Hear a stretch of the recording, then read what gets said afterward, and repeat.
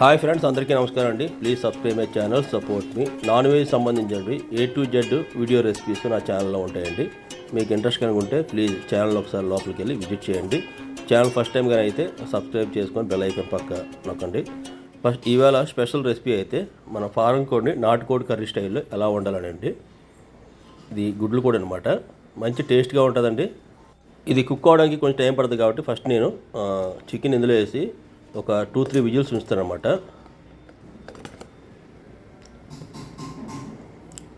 ఇందులోనే మసాలా కారం అండి, వీడియో నా ఛానల్లో ఉంటుంది. ఒక 2 స్పూన్లు వేద్దాం. తర్వాత మనం ఇందులో కొంచెం సాల్ట్ వేసుకొని ఒక గ్లాస్ వాటర్ పోసి మూత పెడదామండి. ఒక 3 విజిల్స్ ఉంచి సరిపోద్ది. తర్వాత నేను నార్మల్గా కుక్ చేస్తాను. డైరెక్ట్గా మనం తాలింపు వేసి కూడా మనం చేయొచ్చు, కానీ టేస్ట్ అనేది అలా రాదనమాట. అందుకే దీన్ని ఫస్ట్ విజిల్ పెట్టి తీసేస్తాను కుక్ చేసి.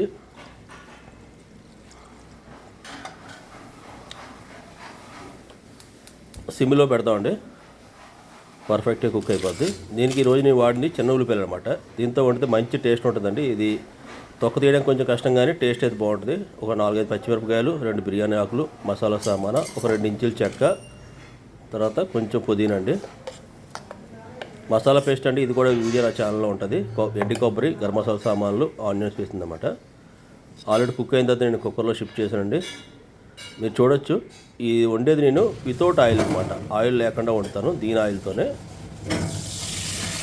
ఇది కుక్ అయిన తర్వాత ఇందులోంచి ఆయిల్ వస్తుంది కదా, దాన్ని నేను వేసాను అనమాట. ఈ ఆయిల్ వాటర్ అంతా కొంచెం డ్రై అయిపోయిన తర్వాత ఆయిల్లో వస్తుంది కదా, ఈ ఫ్యాట్తోనే దీంట్లో మన మసాలా సామాన్లు వేసి కొంచెం ఫ్రై చేద్దాం.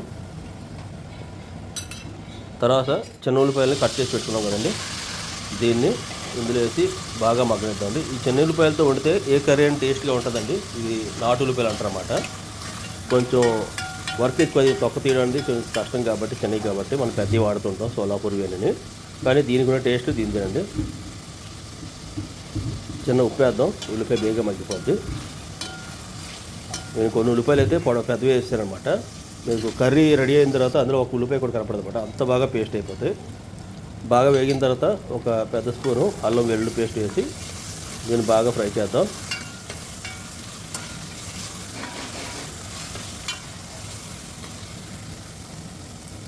ఆల్మోస్ట్ ఆయిల్ లేకుండా చూసారు కదా, నేను చికెన్తో వచ్చిన ఆయిల్తోనే వండాను అనమాట. మనం ముందుగానే కుక్కర్లో ఉడకబెట్టుకున్నాం కదండి, దీని కర్రీ మొత్తం ఇందులో షిఫ్ట్ చేద్దాం. దీని కోడి తలకాయ అనమాట. నేను ఒక ఫుల్ కోడి తీసుకున్నాను అండి, ఇవి కేజీన్నర దగ్గర వస్తాయి అన్నమాట.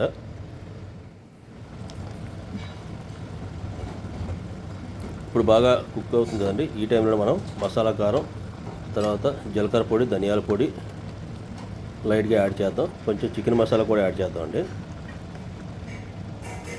దీన్ని సిమ్లో పెట్టి మనం ఒక అరగంట ఉంచుదాం.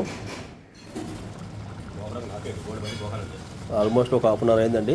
ఈ మసాలా పేస్టు, కొబ్బరి, ఉల్లిపాయలు కలిపి పెట్టాం కదండి గరం మసాలా సామాన్లతో, దీన్ని కూడా ఇందులో షిఫ్ట్ చేసుకున్నాం. ఈ గ్రేవీ చాలా బాగుంటుంది అనమాట. ఇప్పుడే మనం కారం, ఉప్పు టేస్ట్ తగ్గట్టుగా చూసుకొని మనం మూత పెట్టి ఒక 20 మినిట్స్ పైన సిమ్లో ఉంచుతామండి. నేను ఆయిల్ వేయకపోయినా సరే ఆయిల్ మొత్తం చూసారు ఎలా బయటకు వచ్చిందో. లాస్ట్గా ఫైనల్గా చికెన్ మసాలా కొంచెం యాడ్ చేశాను అనమాట.